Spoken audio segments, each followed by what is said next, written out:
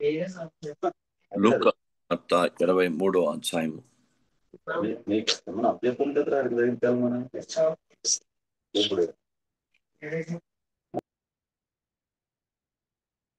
లూకా సువార్త 23వ అధ్యాయం 8వ వచనం చూడండి. హేరోదు యేసును చూచి మిక్కిలి సంతోషించాను.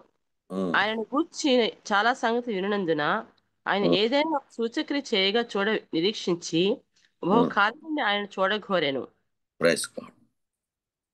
హేరోదుకి యేసుప్రభు అంటే ప్రేమ, విధేయత, విశ్వాసం ఏం కాదు. యేసుప్రభు విన్నాడు. ఆయన అద్భుతాలు, సూచక్రియలు, ఆశ్చర్యకాలు ఏవో చేస్తున్నాడు విన్నాడు.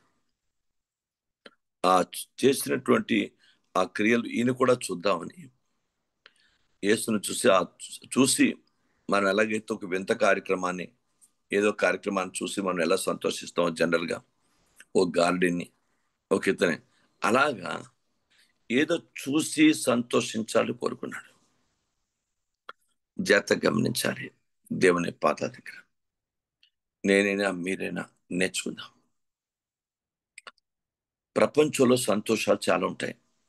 లోకంలో ఉన్న సంతోషాలు మన కుటుంబాల్లో, సమాజంలో, సంఘాల్లో ఇలా దైవికంగా సంతోషాలు ఉంటాయి, మామూలుగా సంతోషాలు ఉంటాయి. కానీ నిజమైన సంతోషం, ఆధ్యాత్మిక సంతోషం, అది మనిషిని గొప్ప బలపరుస్తుంది.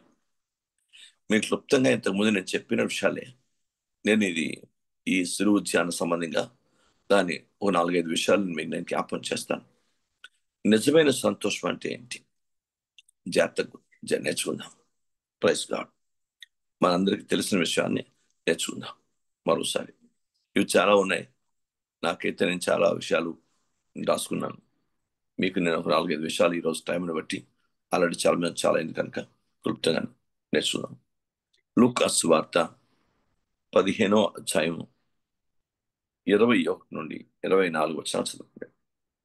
అప్పుడు ఆ కుమారుడు అతనితో, తండ్రి, నిన్ను పరలోకమునకు విరోధముగాను నీ ఎదుటిన పాపము చేసి తిని, ఇక మీదట నీ కుమారుడిని అనిపించుకున్నటకు యోగ్యుడను కాననెను.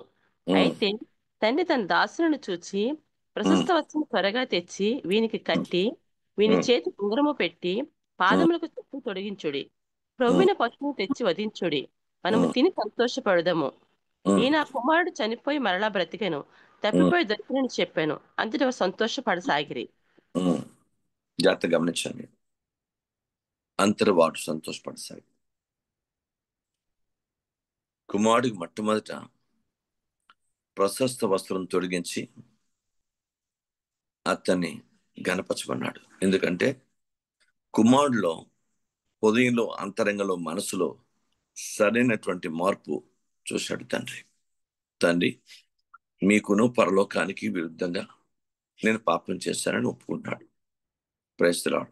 నేను నీ కుమారుడు అనిపించుకుంటూ యోగ్యత లేదు, నీ పనివాడిలో నా ఒకటిగా నన్ను చూడండి అని అతను ప్రార్థన బతిమలాడుతూ తండ్రి పాదాల దగ్గరికి వచ్చాడు.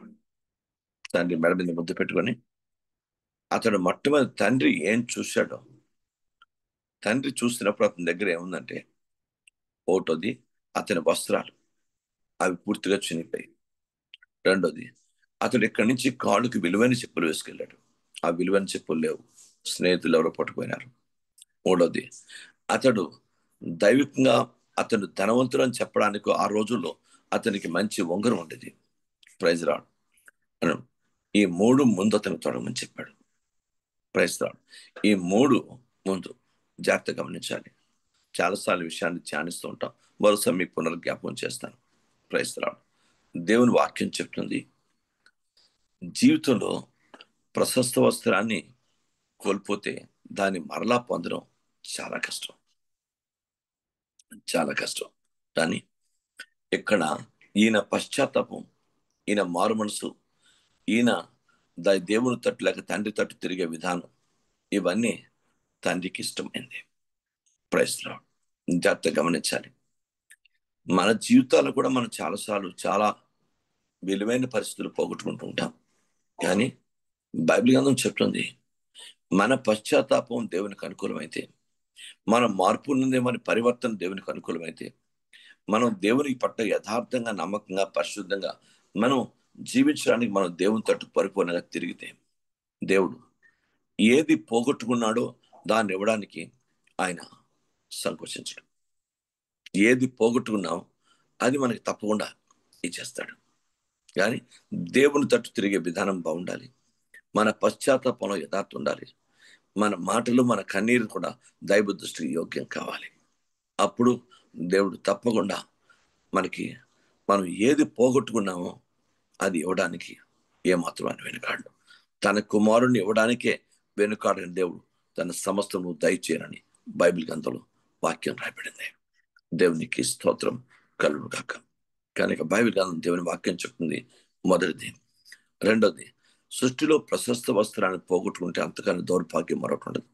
కనుక గుర్తుపెట్టుకుందాం, మనకున్న రక్షణ వస్త్రం, మనకున్న నీతి వస్త్రం, మనకున్న ఉల్లాస వస్త్రం, మనకున్న రాజవస్త్రం, భూమి మీద బతుకున్నప్పుడు దేవుడు మనకిచ్చిన దైవిక వస్త్రాలు, ఇవి కాపాడుకునే వ్యక్తులుగా మీరు మరోసారి ఉండాలని మరోసారి నేను మీకు ప్రభుపేట జ్ఞాపకం చేస్తున్నాను. రెండవది, ఉంగరము రాజరికానికి గుర్తుంది. ప్రయత్నాలు ఒక్కసారి నీ జీవితంలో రాజరికం పోగొట్టుకుంటే మళ్ళా రాజరికం రావు. భూమి మీద బ్రతికినంతకాలం రాజులని యాజక సమంగా ఉంటాం. కానీ మనం పరలోకాన్ని వెళ్ళినప్పుడు ఏకంగా రాణి స్థానంలో, అంటే దేవుడు వాక్య ప్రకారం యేసుక్రీస్తు వారి ప్రక్కన కూర్చుండే దైవికమైన క్రీస్తు యొక్క భారీగా ఆయన అద్భుతమైన స్థానంలో మనకు కూర్చోబెడతాడు. ఇది గుర్తుపెట్టాలి. బైబిల్ ఎక్కడ బతికినంత కాలం రాజుని యాజకసంగా మన నమ్మకత్వం, మన ప్రార్థన, మన యథార్థ, మన విధేయత, మన విశ్వాసం, మన పరిశుద్ధ ప్రభువుకు అనుకూలంగా ఉన్నట్లయితే తప్పకుండా మనం చనిపోయినంత వరకు ఈ దైవత్వాన్ని కొనసాగిస్తే, మనం చనిపోయినప్పుడు తప్పకుండా దేవుడు మనకి పరలోకంలో మనకి ఇచ్చేది ఏంటంటే ఆయన ప్రక్కన కూర్చుండే స్థలం, గొప్ప దైవికమైన స్థితిని మనకిస్తాడు. ఆ రాజరికలో మనం పొందుతామని బైబిల్ గ్రంథంలో స్పష్టమైనటువంటి దాఖలాలు, సాక్ష్యాలు ఉన్నాయి. కనుక ఇది మనం ప్రతి ఒక్కటి గుర్తు చేసుకోవాలా. మూడోది, కాలుకు చెప్పులు, అది సమాధానానికి సిద్ధ మనసుతో సాదృశ్యంగా ఉన్నాయి. Praise the Lord. చాలా మందికి దేవునితో సమాధానం, దేవునిలో సమాధానం, దేవుని నుండి సమాధానం, సంఘంలో సమాధానం, కుటుంబంలో సమాధానం, ఇలా దైవిక సమాధానం ఉండాలని ప్రభు యొక్క ఆత్మ కోరుతున్నాడు. ఆ సమాధాన సిద్ధ మనసు జోడు లేకుండా మనం దేనికి దేవుని వాక్యానుసారంగా, ఆత్మానుసారంగా, ఈవెన్ బైబిల్ గ్రంథంలో దేవుడు ఇచ్చినటువంటి దైవిక వస్త్రంలో అది భాగం. అది ఎందుకంటే సైనిక వస్త్రంలో భాగం అది ఆయన దేవుని వాక్యం చెప్తుంది. కనుక మీరు కూడా నేర్చుకున్నాం. అయితే బైబిల్ గ్రంథం నిజమైన సంతోషం ఇంకా మరొకటి ఏంటంటే, ఆయన క్రొవ్విన దూడను వధించాడు. జాగ్రత్తగా గమనించాలి. క్రొవ్విన దూడను వధించాడు. ఇంకా మనం జాగ్రత్తగా ఆలోచిద్దాం. ఇక్కడ క్రొవ్విన దూడ వధించడం అంటే ఏంటి అంటే, మలాకి గ్రంథంలో, బైబిల్ గ్రంథంలో, మలాకి గ్రంథంలో మొదటి 4 అధ్యాయంలోని మొదటి 2 వచనాలు మనం చూస్తే మనం లేఖనం చెప్తుంది, యెహోవాయందు భయభక్తులగిన వారికి, ఆయన నామందు భయభక్తులగిన వారు లేఖనం చెప్తుంది, కొవ్విన దూడ గంతులు వేసినట్టు అంటాడు. కొవ్విన దూడ గంతులు వేసినట్టు అంటే దైవిక యవనం, మామూలు యవనం కాదు, దైవిక యవనం. దైవిక యవనం అంటే మామూలు. ఎందుకంటే అందుకే భక్తుడు కీర్తన రాస్తూ 103వ కీర్తనలు చెప్తాడు, నేను పక్షిరాజు యవనం వలె అంటాడు. అంటే దాని అర్థం ఏంటి? యేసు దైవిక యవనం, అది మామూలు యవనం. పక్షిరాజు ఎప్పుడూ పైకి ఎగురుతుంది. ప్రసాడు అంటే దేవుని బిడ్డలు, బైబిల్ గ్రంథం చెప్తుంది, లేఖన ప్రకారం దైవిక యవనం ఉండాలి. అంటే ఆత్మీయంగా యవనస్తులు ఉండాలి. శారీరంగా యవనస్తులు ఉంటారు చాలా మంది. అది లోకం కొరకు, పాపం కొరకు వాళ్ళ జీవితాన్ని, వాళ్ళ వయసుని, వాళ్ళ ఎనర్జీని, ఇలా వాళ్ళకున్న జీవితాన్ని లోకానికి ఇస్తారు. కానీ దేవుని వాక్యంలో సంఘంలో 70 ఏళ్ళున్నా, 60 ఏళ్ళున్నా, 50 ఏళ్ళున్నా, ఎంత ఏజ్తో సమానం కాదు. దైవిక యవనస్తులు కావాలి. దైవికంగా యవనస్తులు ఉండాలి. దైవికంగా స్తుతి చేయాలి, దైవికంగా ప్రార్థించాలి, దైవికంగా ఆరాధించాలి, దైవికంగా ప్రభువును స్తుతించాలి, సువార్త పఠించాలి, ఆత్మలు సంపాదించాలి, ప్రభు దగ్గరికి అనేక ఆత్మలు తీసుకురావాలి, దేవుని రాజ్యాన్ని విస్తరింపచేయాలి, ప్రభు నామాన్ని మహిమపరచాలి. ఇలాంటి వాక్యానుసారమైనటువంటి దైవికమైనటువంటి స్థితి ఆ యొక్క యవ్వన దశగా మనం ఉంటే దాని యొక్క అద్భుతమైనటువంటి రివార్డు చాలా గొప్పగా ఉంటుంది. ఎందుకంటే ఈయన కుమారుడు చనిపోయి తిరిగి లేచాడు కనుక, వచ్చాడు కనుక ఇతని యందు నేను చాలా సంతోషిస్తాను. ఇతని గురించి మీరు తప్పకుండా మనకి ఆ ఆస్థానంలో ఏం చేయమని చెప్పాడు, బాజా భజంతులు వాయించమని చెప్పాడు, కొవ్వుని తోటలు వధించమని చెప్పాడు, గొప్ప సంతోషమైన పండుగను జరిగించమని చెప్పాడు. దాని అర్థం ఏంటంటే నిజమైన సంతోషం ఎప్పుడంటే తప్పిపోయిన మనవాడు తిరిగి బతికినప్పుడు. జాగ్రత్త గమనించాలి, మన కుటుంబంలో కానీ మనం కానీ ఎవరైనా చనిపోయి బతుకుంటే దాని అర్థం ఏంటంటే ఒకవేళ మనం ఎక్కడైనా పాపంలో చనిపోయి, ఆయన క్రియలో వాక్యాన్ని వ్యతిరేకమైన క్రియలో చనిపోయి, ఆయన అపవిత్ర వాటిలో చనిపోయి, లేదా వాక్యాన్ని వ్యతిరేక మన తల కొన్ని పరిస్థితుల్లో మనం పాపంలో చనిపోయి, కొన్ని ఏదైనా అలవాట్లు చనిపోయి, ఇలాగ వాక్యానికి నన్ను వ్యతిరేక ఇవన్నీ కూడా మన దగ్గర చనిపోతే, మనం చనిపోయి తిరిగి లేచిన వ్యక్తి అయితే అది పునరుత్థాన వ్యక్తులుగా దేవుడు ఆత్మీయ పునరుత్థానంగా దాన్ని పరిగణిస్తాడు. అలాంటి ఆత్మీయ పునరుత్థానం సంఘంలో బతుకుంటుండగా మన అందరిలోకి రావాలి. ప్రతి ఒక్కరూ కూడా మనం నేర్చుకుందాం దేవుని పాదల దగ్గర. తప్పైన కుమారుడు చనిపోయి బతికాడు, సంఘం ఎప్పుడు కూడా చనిపోయి గోధుమ కింద చస్తే గాని బతకదు, ప్రయత్నాడు మొలకెత్తదు. కనుక సంఘము ఎక్కడ చావాలో అక్కడ చావాలి. మన మనస్తత్వాలు, మన క్రియలు, మన ఆలోచనలు, మన విధానాలు, మనకు ఉన్నటువంటి అలవాట్లు ఎక్కడ వాక్యాన్ని వ్యతిరేకంగా మన జీవితంలో ఉన్నా, ఎంత మనం పైకి మనం భక్తిగా ఉన్నా, లోపల మన జీవితంలో, నా జీవితంలో కానీ మీ జీవితంలో కానీ ఎక్కడ చావాల్సినవన్నీ చావాలి. చచ్చిపోతేనే అప్పుడు మనం బతుకున్నట్టు అర్థం. బైబిల్ గ్రంథం ఉంది, చనిపోయి తిరిగి లేచిన వ్యక్తిని దేవుడు పునరుత్థానుడుగా ఆయన అందుకే పరలోకంలో ఒక పాపి రక్షణ పొందుకుంటే, మారు మనసు పొందుకుంటే పరలోకంలో గొప్ప అంత సంతోషమైన పండుగ జరుగుతుంది.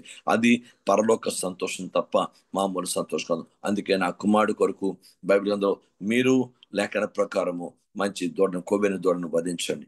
దేవునికి స్తోత్రం.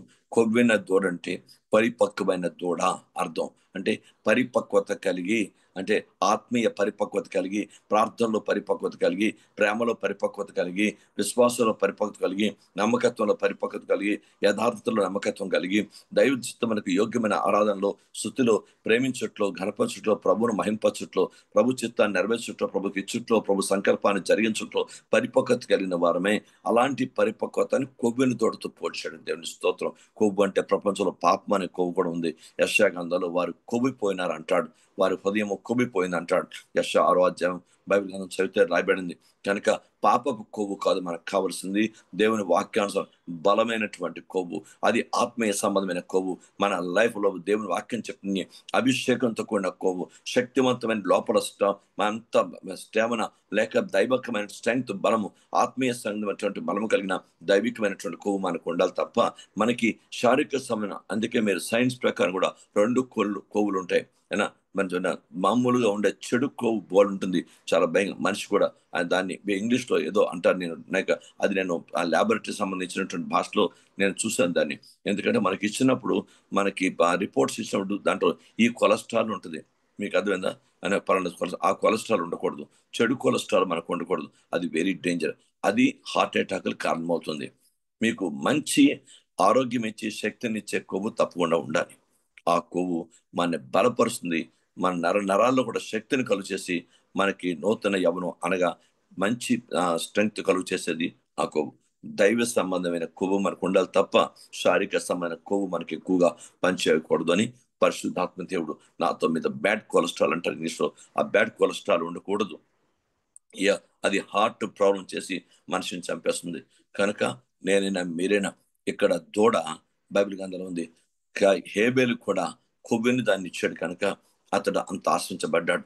బైబిల్ గ్రంథం దేని వాక్యం చెప్తుంది, ఆయన సమూహంలో కొవ్విన వాటి తెచ్చి ప్రభుకి ఇచ్చినట్టు లేఖనాలు చెప్తున్నాయి. ఇతను పంట పొలంలో కయ్యను, పంట పొలంలో కొంత, అంటే క్వాలిటీ చూడలేదు, పంట పొలంలో కొంత ఏదో దేవునికి ఇవ్వాలి అంత, అది కాదు, అక్కడే కయ్యను ఫెయిల్ అయిపోయాడు. కానీ ఈయన తనకున్న వాటిలో శ్రేష్టమైన వాటిని, కొవ్విన వాటిని ప్రభువుకి అర్పించగలిగాడు కనుక హేబేలు జీవితం, హేబేలు అర్పణ, హేబేలును దేవుడు అంగీకరించినట్టు లేఖనాలు స్పష్టపరుస్తున్నాయి.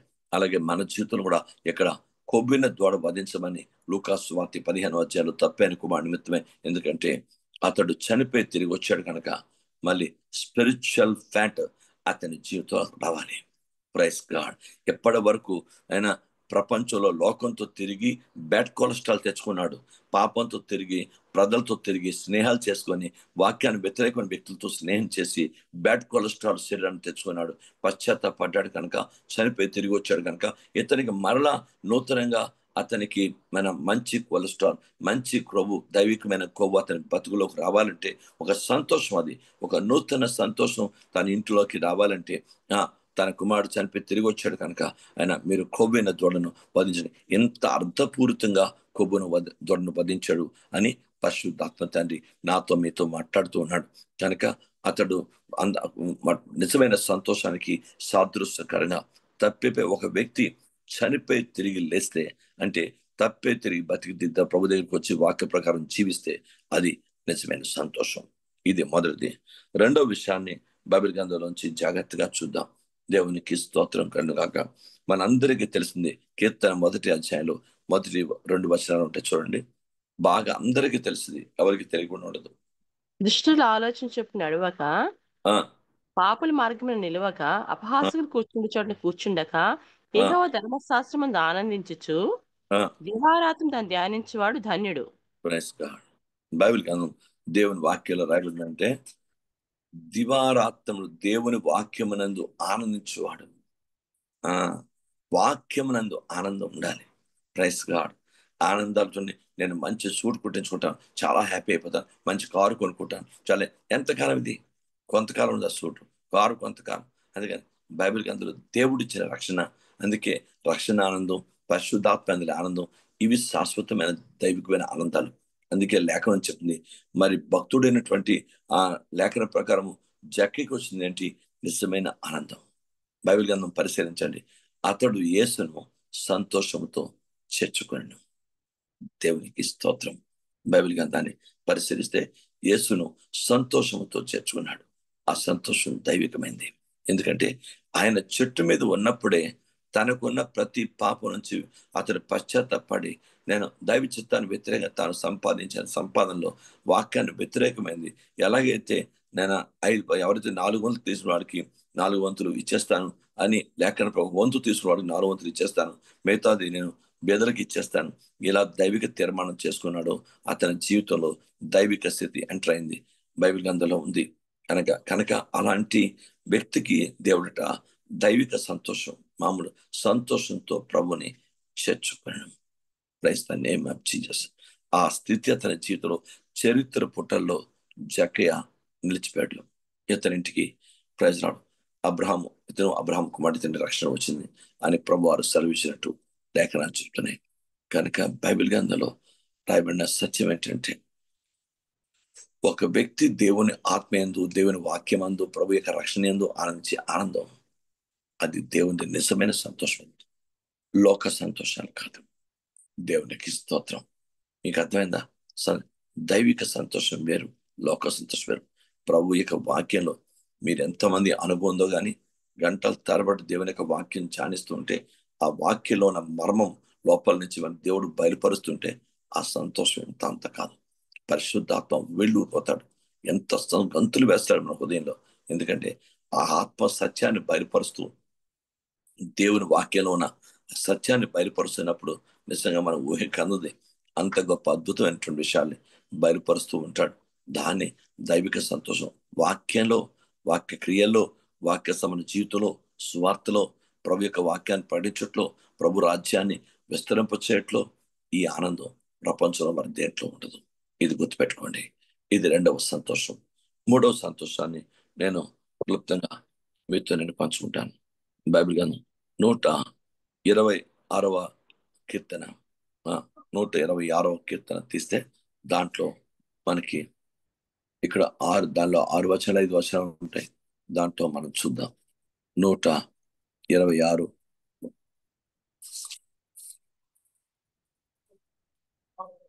Praise God. దేవుని వాక్యాన్ని బట్టి చూద్దాం. Praise lord. 5-6 వచనాలు కన్నీళ్లు విడుచు ఇత్తువారు సంతోషగానంతో పంట కోసేదరు. ఇక్కడి విత్తనముల చేత పట్టుకుని ఏడ్చుచు పోవు ఇత్తువాడు సంతోషగానం చేర్చు పనులు మోసుకొని వచ్చును. అది నిజమైన సంతోషం.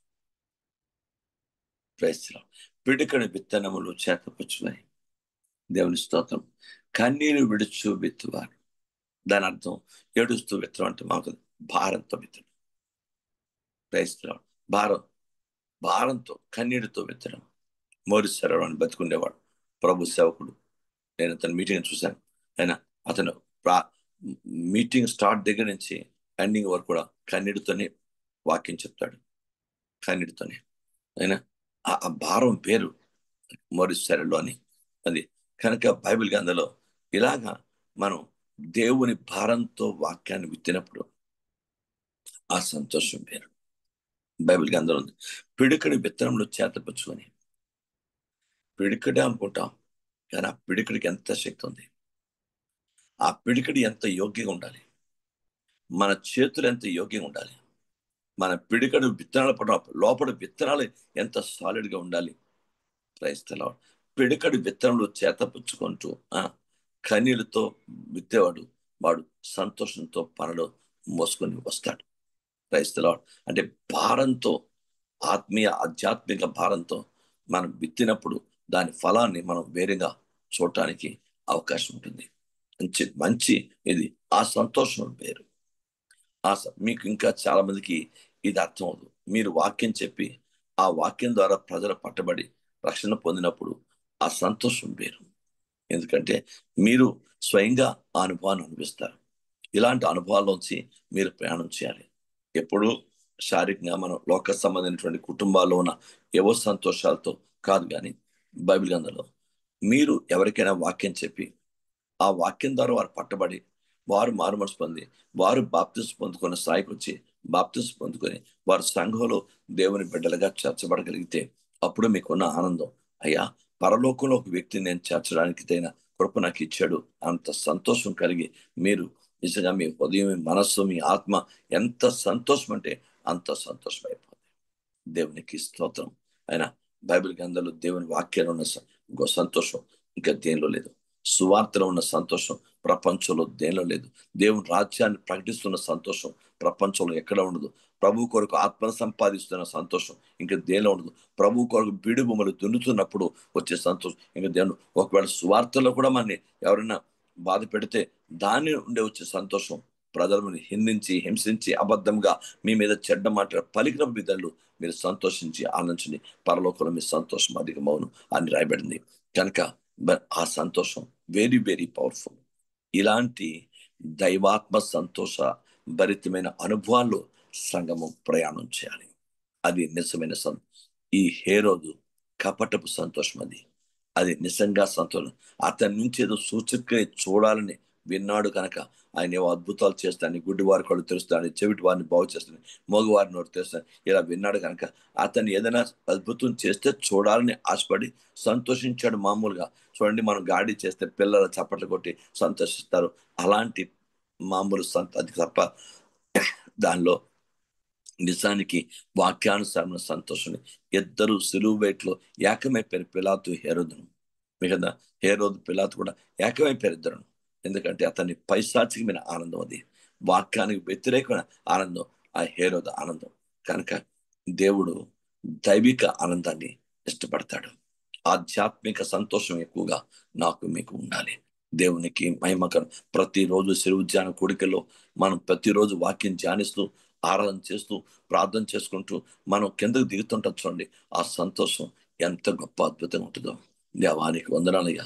ఈ రోజు ఇచ్చిన వాక్యాన్ని బట్టి స్తోత్రాలు, ఈ రోజు చేసిన ఆరాధన బట్టి స్తోత్రాలు, ఈ రోజు మాకు ఇచ్చిన కృప కొరకు స్తోత్రాలు అని మనం సంతోషంతో మెట్లు దిగుతూ ఆ వాక్యమును నెమరు వేసుకుంటూ వస్తుంటాం. ఆయన ఆ సంతోషం వేరు. దేవునికి స్తోత్రం. ఆయన ప్రపంచంలో ఎంత డబ్బుతో లోకంలో లోక సంబంధంగా పరిస్థితులు ఏవో గడుపుతున్న ఆనందాలు వేరు, తాత్కాలికం. ఈ ఆనందానికి రివార్డు ఉంది. ఈ ఆనందానికి రివార్డు ఉంది. దేవునికి స్తోత్రం. 40 దినాలు మీరు తూచా తప్పకుండా వస్తూ ప్రయాసపడుతూ ఆయన వాక్యం వింటూ మీరు వాక్యాన్ని చదువుతూ ధ్యానిస్తూ రాసుకుంటూ వెళ్తున్నారే, ఆయన ఆ ఆనందం వేరు, దానికి రివార్డు ఉంటుంది. ఇవాళకైతే రేపు కాబోయినా ఎప్పుడైనా సరే తప్పకుండా ఒక బహుమానం మీరు ఈ విషయాలు తప్పకుండా పొంది తీరుతారు. ఎందుకంటే 40 దినాలు మీరు ప్రభు కొరకు మీ సమయాన్ని వెచ్చించారు కనుక ఆ వెచ్చించిన దానికి 100 రెట్ల ఆశీర్వాదాన్ని దేవుడు మీ పక్షాన ఇచ్చేస్తాడు షూర్గా. దేవుని స్తోత్రం. దీంట్లో మీరు నో డౌట్, నేను పక్కా ఎష్యూరెన్స్, నేను మీకు గ్యారంటీగా చెప్పగలను. 40 దినాలు పూర్తయిన తర్వాత దేవుడు ఎక్కడ ఏ విధంగా మిమ్మల్ని దీవిస్తాడు అన్నది మీకు తెలియదు. ఎందుకంటే తూచా తప్పకుండా మీలో ప్రతిరోజు అటెండెన్స్ వేసుకొని ప్రతిరోజు తూచా తప్పకుండా ఎన్ని పనులు ఉన్నా సరే అవన్నీ పక్కన పెట్టి మీరు దేవుని పాదాల దగ్గరికి వస్తున్నారు చూడండి, దాని ప్రతిఫలము అద్భుతంగా ఉంటుంది. 100% యేసు నామములో చెప్తున్నాను, దేవుడు దాని ప్రతిఫలం మీకు ఇచ్చాడు. Praise God. ఎందుకంటే అది మామూలు పరిస్థితి కాదు. దేవుని ప్రపంచంలో నువ్వు ఎన్ని చేసిన ఆ రివార్డులు అవార్డులు తాత్కాలికం. Praise God. జాగ్రత్తగా గమనించాలి. దేవునికి స్తోత్రం కలుగును గాక. ఇప్పుడు ఒక వ్యక్తి చచ్చిపోయిన తర్వాత భారతరత్న ఆ వ్యక్తి చచ్చిపోయిన భారతరత్న ఇస్తేటి, ప్రపంచంలో సింగపూర్ రత్న ఇస్తేటి, అది గుడ్ రత్న ఇస్తే, ఏ రత్నాలు ఇస్తే ఏం ప్రయోజనం చెప్పండి? చచ్చిపోయిన వ్యక్తి ఏం ప్రయోజనం చెప్పండి? ఏమొచ్చేస్తుంది? ఇవన్నీ ప్రపంచ శారీరకమైనటువంటి మనుషుల్ని సంతోషపెట్టే స్థితి. కానీ దేవుని వాక్యం చెప్తుందయ్యా. ఇప్పుడు రాజీవ్ గాంధీ చనిపోయాడు, అతనికి భారతరత్న ఇచ్చారు, ఏం ప్రయోజనం? ఆలోచించండి. ఏం ప్రయోజనం? బతుకున్నప్పుడు భారతరత్న ఇచ్చి సత్కరించి అతను కొన్నారైనా ఆ బిరుదు యొక్క సంతోషం అనిపిస్తే అర్థం ఉంది. మీకు అర్థమైందా? ఇన్సూరెన్స్ పరిస్థితి ఉంటుంది, నువ్వు చచ్చిపోతుందా, నీ కాలిపోతుందా, నీ చేయిపోతుందా అంటే ఇన్సూరెన్స్ సంతోషం ఉంటుంది. అది ఏం ప్రయోజనం చెప్పండి? ఇవన్నీ ప్రపంచంలో ఫాల్తు. కానీ దైవ చిత్తానికి ఏవో సరిపోయినడు కావు. ఇది లోకానందాలు, మనుషులను సంతోషపడటానికి ఏర్పరచబడిన ఆనందం. కనుక దేవుని వాక్య సంబంధంగా ఉండే స్థితి ఏంటంటే, నువ్వు కన్నీటితో వ్యక్తి సంతోషంతో ప్రాణం మోసుకొచ్చే అనుభవం నీకు ఉంటే అలాంటి ఆనందం వేరు. సార్ తప్పకుండా మీ ప్రభువుని అంగీకరిస్తాం, అయ్యగారు మళ్ళీ రండి వాక్యం చెప్పండి అని వాక్యం విని అనేక మంది ప్రభు దగ్గరికి వచ్చి రక్షణ పొందుకుంటుంటే ఆ సంతోషం, దేవానికి వందనాలుగా, నీకు వందనాలు, దేవాని స్తోత్రం. ఎంత సంతోషం, ఎంత ఆనందం! దానిలో వచ్చే ఆనందం ఇంకా ప్రపంచంలో ఎక్కడ ఉండదు. కనుక బైబిల్ గ్రంథం చెప్తుంది, ఒక వ్యక్తి చనిపోయి తిరిగి వస్తే ఉన్న ఆనందం తండ్రికి అంతగానే ఆనందం ఉండదు. Praise God. గుర్తుపెట్టుకోండి, దేవుని వాక్యంలో ఉన్న సత్యం అయినా సువార్తలో ఉన్న ఆనందం ప్రపంచంలో ఇంకెక్కడ ఉండదు. కన్నీటితో విత్తే ఆనందం, అది ఇంకా అంతకు మించి ప్రపంచంలో మరొక ఆనందం ఉండదు. అది గొప్ప ఆనందం. దేవునికి స్తోత్రం కలుగును గాక. మీరు బైబిల్ గ్రంథంలో చదివితే 16వ అధ్యాయం అపోస్తుల కార్యములు, అపోస్తుల కార్యములు వారు ఆయా పట్టణముల ద్వారా వెళ్ళొచ్చు. 16:4 పాస్టర్ గారండి. 16వ అధ్యాయము అపోస్తుల కార్యములు 33-34. రాత్రి ఆ గడియలోనే అతడు వారిని తీసుకుని వచ్చి వారి గాయములు కడిగను. వెంటనే అతడును అతని ఇంటి వారందరూ బాప్తిసం పొందిరి. మరియు అతడు వారి ఇంటికి తోడుకుని వచ్చి భోజనము పెట్టి దేవుని విశ్వాసం ఉంచిన వాడై తన ఇంటి వారందరితో కూడా ఆనందించాను. జైలు అధికారికి ఉన్న ఆనందం ఏంటంటే, తన ఇంటి వారు రక్షణ పొందుకున్నారు. అది తను ఇన్ని సంవత్సరాలు ఆ యొక్క ఉద్యోగ ఎప్పుడూ కలిగిన ఆనందం. శారీరకంగా ఎన్నో ఉద్యోగాలు, బహుమానాలు వచ్చుంటాయి, రివార్డులు వచ్చుంటాయి, జీతాలు వచ్చుంటాయి, ఏదో చేస్తాయి. కానీ ఈ తాత్కాలిక. కానీ ఇప్పుడు అతని భక్తుడైన పౌలు అతనికి మారు మనసు వచ్చి బోధించి, పౌలు శీల ఇద్దరు వాక్యం బోధించి ఇద్దరికి కూడా బాప్తిస్మం ఇచ్చారు. ఆ కుటుంబంలో అందరికీ బాప్తిస్మం, కుటుంబం అందరూ కలిపి దైవిక సంతోషాన్ని పొందుకున్నారు. ఆధ్యాత్మిక దైవిక ఆత్మీయ సంతోషాన్ని వాళ్ళు పొందుకున్నారు. ఆ సంతోషం వేరు, ఆ సంతోషం వేరు. ఎంత గొప్ప సంతోషం! దేవుని స్తోత్రం. ఎంత గొప్ప బైబిల్ అందరూ దేవుని వాక్యం చెప్తుంది. ఆలోచించండి, ఆ కుటుంబం అంతా ఎప్పుడు కని విని ఎరుగని గొప్ప ఆనందం వాళ్ళ జీవితాలకు వచ్చింది. ఎందుకంటే అందరూ ఒకేసారి, కుటుంబం అంతా ఒకేసారి రక్షణ పొంది బాప్తిసం పొందుకొని దేవుని బిడ్డలు అవ్వటం అనేది ఎంత గొప్ప దైవిక ఆనందం అది. Praise Lord. వాళ్ళందరూ కుటుంబంతో సైతం ఎంతో సంతోషించాడు ఆ అధికారి. ఈరోజు నేను మీరు కూడా నేర్చుకుందాం. అలాగే మన కుటుంబాలు ప్రభు పాదకు వచ్చి వారు రక్షణ పొందినప్పుడు మనకు ఆ కుటుంబంలో వచ్చే సంతోషం ఎంత గొప్ప దైవిక సంతోషం. ఇలాంటి సంతోషం, రక్షణ వల్ల వచ్చే సంతోషం, ప్రభు నుంచి వచ్చే సంతోషం, పరిశుద్ధాత్మలో వచ్చే సంతోషం, దేవుని కార్యాల ద్వారా వచ్చే సంతోషం, ఇది గొప్ప ఆశ్చర్యకరమైన సంతోషం. ఇలాంటి దైవ సంతోషం ప్రపంచంలో, లోకము, శరీరము, ప్రపంచము డబ్బిచ్చి మనం కొన్ని సంతోషాలు కావి. దేవునికి స్తోత్రం కలుగును గాక. ఇది దేవుడు స్వయంగా దేవుడు వాక్యానుసారంగా మనకి ఇచ్చిన దైవిక సంతోషం. దేవునికి స్తోత్రం కలుగును గాక. బైబిల్ గ్రంథంలో మనం చూద్దాం. యోహాను సువార్త 4వ అధ్యాయము 36వ వచనం ముగిస్తాను నేను. యోహాను సువార్త విత్తివాడును కోయవాడును కూడా సంతోషించినట్లు కోయవాడు జీతం పుచ్చుకొని నిత్య జీవాద్యమైన ఫలం సమకూర్చుకొనిచున్నాడు.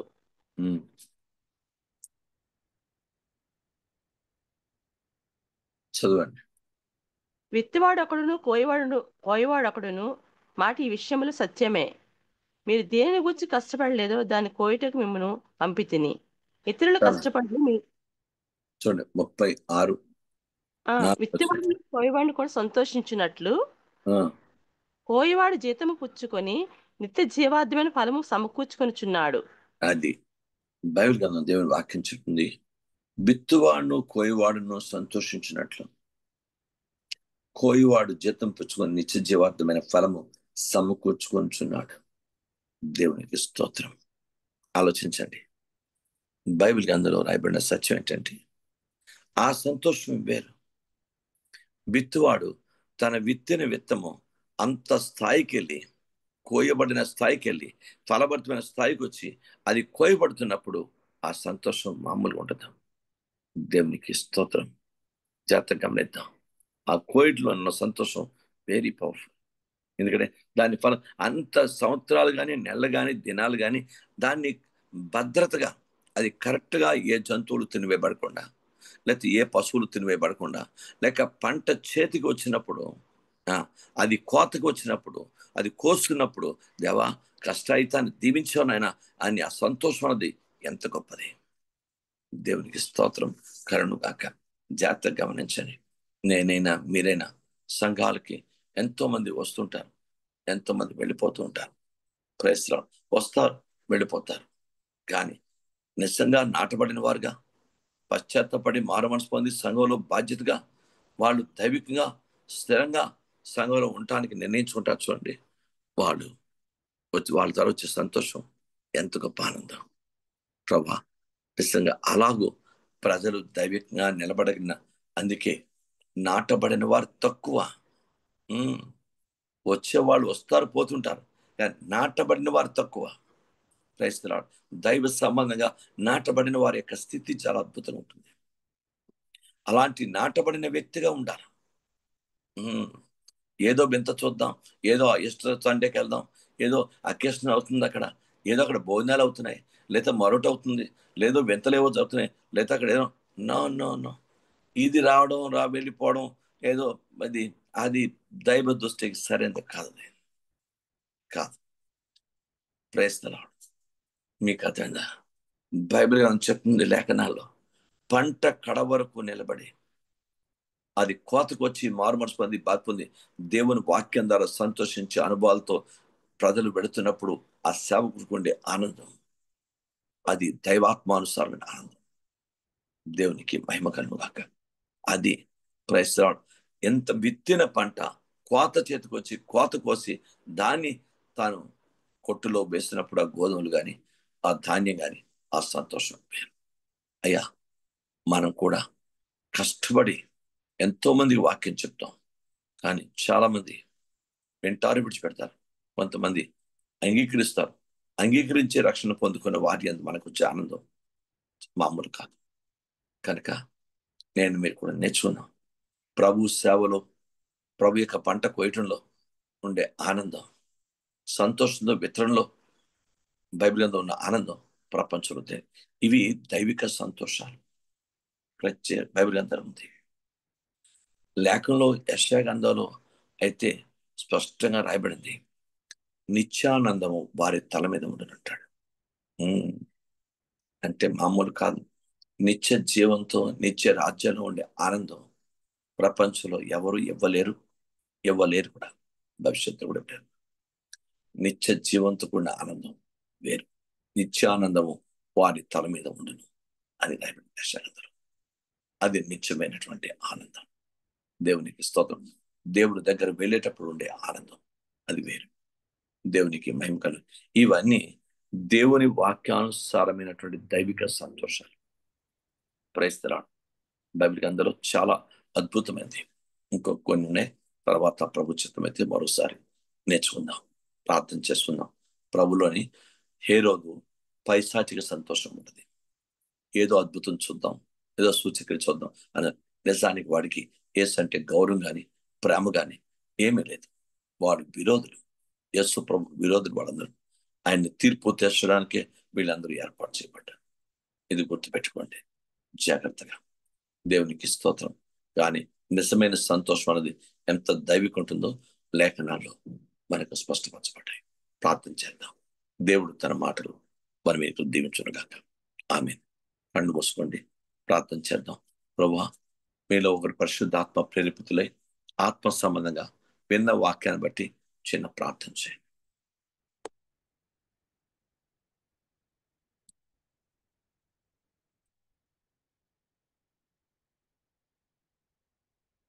నిజమైన సంతోషం. ఈరోజు వాక్యం యొక్క శీర్షిక